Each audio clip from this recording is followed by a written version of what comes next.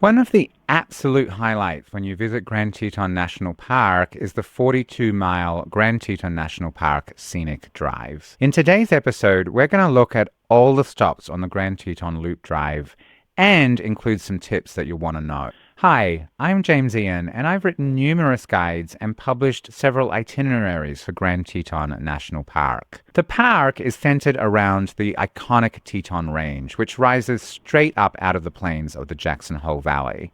Along the base of the mountains are a string of beautiful lakes, and snaking its way on the other side of the lakes, along the length of the mountains, is the aptly named Snake River. Driving through Grand Teton National Park is really one of the best ways to see the iconic viewpoints of the mountain.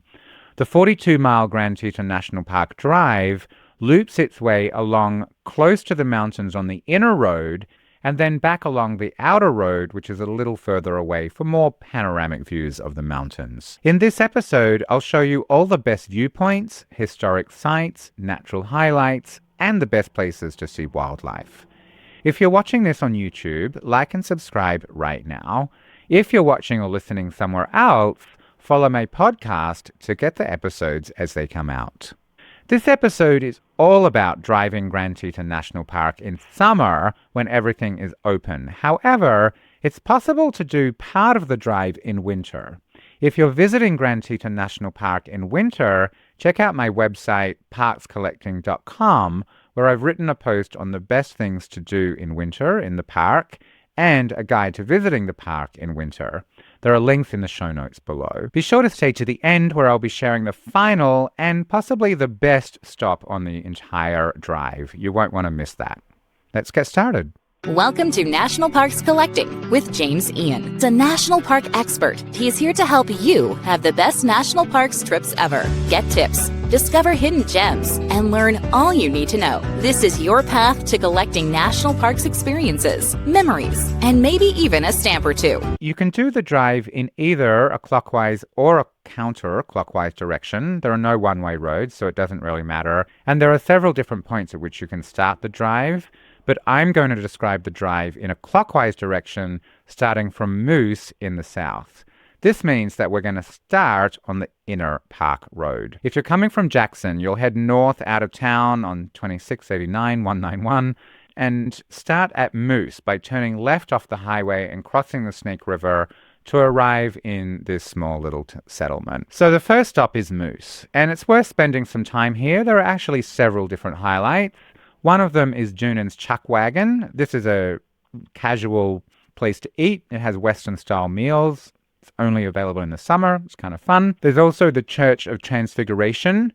This is a tiny wooden church, but it has a large window behind the altar that frames stunning views of the mountains. So it looks pretty from the outside, but go inside for like this iconic view looking out through the large window behind the altar. There's also the Meners Ferry Historic District, and this is worth having a little look around. There's some historic buildings there. And then finally, it's worth taking a side trip on Moose Wilson Road, where there's a good chance of seeing wildlife. This is another scenic drive. Back on the main road, head out of Moose, and there's a couple of different places there. You'll pass the Taggart Lake Trailhead. It's worth going there and having a look at Taggart Lake. And then you'll arrive at Jenny Lake, which is our second major stop on the drive. Jenny Lake is a beautiful lake. There's a couple of things to do there. It's a starting point for many of the great hikes in the park, including the Cascade Canyons and the Hidden Falls trails. And it also has boat trips on the lake. You can take a shuttle across the lake, or you can take a scenic cruise around the lake. From Jenny Lake, continue heading north. Definitely stop at the Cascade Canyon turnout for direct views into the canyon. This is very cool. And then about 3.3 miles north of Jenny Lake, you'll come to the start of the Jenny Lake Scenic Drive on the left. Definitely take this. This is a scenic 4-mile one-way road that loops heading south, so you're going to have to backtrack a little bit on the way up. But it goes via the Cathedral Group turnout, which is definitely worth a stop. There's a really great view of the Cathedral Group of peaks, which are some of the most stunning in the park. And other stops here include the trailheads for Lee and String Lakes. I strongly recommend going and checking them out too. Great places to hang out, go for a swim, enjoy hikes around the lakes. There's also Jenny Lake Lodge, which is the grand jewel of all the lodges in the park. It's one of the iconic national park lodges and inns. There's a great restaurant there. And Jenny Lake Overlook, which just has a really amazing view of the lake and the mountains behind. This is definitely done best in the morning because the sun is behind it in the afternoon. It's not great for photography. It can create kind of bad lighting and a silhouette. But if that's the only time you can go, still worth it. So having finished the loop, you'll head back north, backtrack a little bit on the Inner Park Road, and the next major stop is Signal Mountain. It's about 6 miles to the turnoff to Signal Mountain Road, which is on your right. You'll pass Mountain View turnout, you'll pass Moran turnout, you'll pass Potholes turnout, all worth stopping along the way, and then drive up to the summit of Signal Mountain. You can hike there from Signal Mountain Lodge, which is worth it if you really like hiking, but you can also drive and it's much easier. Near the top of Signal Mountain, there are a couple of overlooks. There's Jackson Lake Overview, which is a really great place to see the sunrise. You can see the first rays of dawn shining on the mountains, and they turn the peaks this beautiful, brilliant orange color.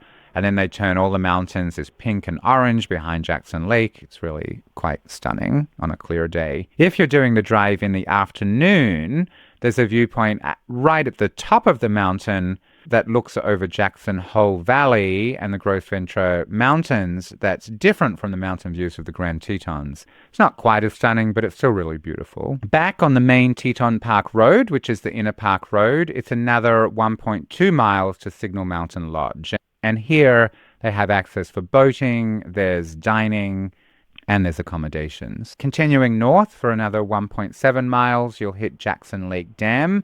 And then from there, it's another 1.3 miles to the junction with the John D. Rockefeller Jr. Parkway, which is Route 191. If you're heading to Yellowstone, you would continue along there. But we're going to turn right, and you're now on the outer road. Before we look at the second half of the drive, if you're watching this on my @National Parks Collecting YouTube channel and you haven't already, please like and subscribe below. It really does help. If you're coming from Yellowstone, this is where you're going to join the 42-mile loop. Now, you only need to pay entrance and use your entrance into Grand Teton National Park for the inner road, even though the outer road is in the national park as well. So we turned right, and if you're coming from Yellowstone, you'll be heading south, and we're going to continue in a clockwise direction along the outer road. From there, it's just another 1.2 miles to Oxbow Bend. This is one of the most famous scenic viewpoints in the park. In the early morning, this bend of the Snake River often provides a perfect reflection for the mountain views. 2.5 miles further along is another entrance to the park. This is the Moran entrance. And just past this is the junction to Highway 26 or 287. This is where you come from if you're coming from the east. Turn right onto US 26 or Highway 89 or 181. This road then runs roughly parallel to the Inner Teton Park Road, but it's further away from the mountain. Most of this stretch goes through farmland, and there's a good chance of seeing herds of bison in the fields along the roadside. 2.3 miles further along is the Elk Ranch Flats turnout on the right, which is also worth a quick stop. And then another 2.1 miles further along is another major site, which is the Cunningham Cabin Historic Site. This is down a short road to the right. This has an interesting story. It was actually the scene of a historic Wild West shootout back in the day. You can pick up a pamphlet in the nearby small parking lot that has more information about this, and it's worth it. It's kind of fun. Continuing along, another 4.2 miles, you'll come to another of the major overlooks, which is the Snake River Overlook. This is also on the right, and it's an absolute don't miss stop. This is the place where the famous photographer Ansel Adams took many of his most iconic photos of the mountains. The view here is truly stunning. There's a lovely bend of the Snake River in the foreground below, and the mountains behind form this perfect backdrop, and there's a bit of a flat valley. It's really just amazing. This is another great spot to see the sunrise. The sun rises behind you, but the mountains glow in the first beams of early light, so it's really beautiful light for photos. Back in your vehicle, another 3 miles further along is Teton Point turnout on the right, which has more great views. And then 1.3 miles Further along is the turn off to Schwabacher Landing. Now, keep a careful eye out for the sign. It's kind of easy to miss, but you'll turn off onto a dirt road and then it's a short drive from there to the end of the road. There's a couple of different parking areas there. They're near each other. And from there, you can do a short walk along the Snake River. This is a great place to see moose. They're commonly seen here. And if you're lucky, you may get that classic shot of the moose with water dripping off its chin, framed by the Grand Teton Ranges behind. There's also a beaver dam there. There are plenty of birds. It's a really beautiful spot. Photography is best in the morning, but it's also a great place to come in the late afternoon to see the wildlife and the bird life. Back on the main road, Glacier Point turnout is 0.6 miles further down, and then there's Blacktail Pond Overlook, another 2.1 miles down a short side road on the right. And just past that is the Antelope Flats Road to the left. We are near the end of the loop. There's just one more stop left. It's actually a slight diversion off the loop.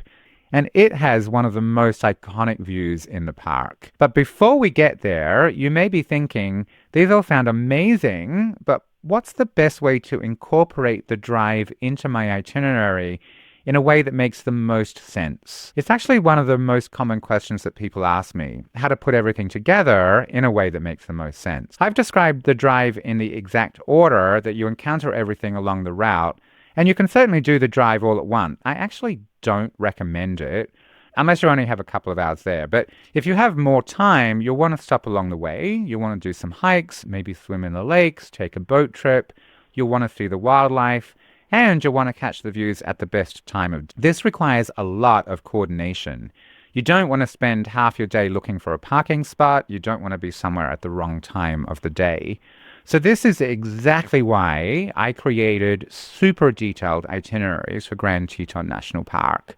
There are 1, 2, and 3 day options, and they include the scenic drive, but not all at once. They're actually very carefully timed to be in the right place at the right time. You can find a link to the Grand Teton itineraries page at the top of the description box below, but we can walk through them very briefly right now. They start with a park overview and practical information, and then they have a detailed schedule for each day, and then all sorts of details with hiking and driving descriptions and maps, details of the scenic drive, of course, alternate activities in the same part of the park if you're traveling with people who want to do different things. There's timings, tips, and more. With one of these itineraries, you'll know exactly what to do and when, and how to connect them all in a way that makes the most sense so that you're in the right place at the right time. Without this itinerary, people often find themselves struggling how to coordinate their time so that they are in the right place at the right time and that they see and do all that they want in the time that they have available. The itineraries will just help take away the overwhelm and give all the information that you need in one spot so that you don't need to worry about missing out on any of the highlights or stress about how to put everything that you want to do into a schedule that makes the most sense. Just follow the link in the show notes below. Now, as promised, what's the final stop on the Grand Teton Loop Drive? The final stop on the Grand Teton Scenic Loop Drive is Mormon Row. Mormon Row is a major historical site in the area and has one of the most famous views in the park. So to get there, turn down Antelope Flats Road to Mormon Row. It was originally settled by a group of Mormons in the mid-1800s, and it became a farming community. Today, there are 6 main buildings there. There's a drainage system, there are barns, fields, corrals, but it's most famous for the photogenic Molten Barn, which was built in 1935. 1.6 miles down the road, take the first right. Molten Barn is another 0.3 miles down the road on your right. If you've seen photos of a picturesque barn with the Tetons behind them, then chances are it's the Molten Barn. It may be the single most iconic shot of the mountains. I think it is the most photographed barn in the country. For the classic photo, there's actually a spot you can see it's worn bare near the fence off to the left and in front, some distance away from the barn, and this spot frames the barn perfectly. Back on the main road, it's another 1.2 miles to the junction with the Teton Park Ride to the right. This will take you back to Moose, and you have done it. You've finished the loop. If you want help planning your trip, check the links in the description box below. There's a bunch of planning and booking resources that you can use to plan and book your trip. And keep watching my videos to get even more help so that you can have the best national parks vacation ever. And if you want to get notified about next episodes, subscribe and click below.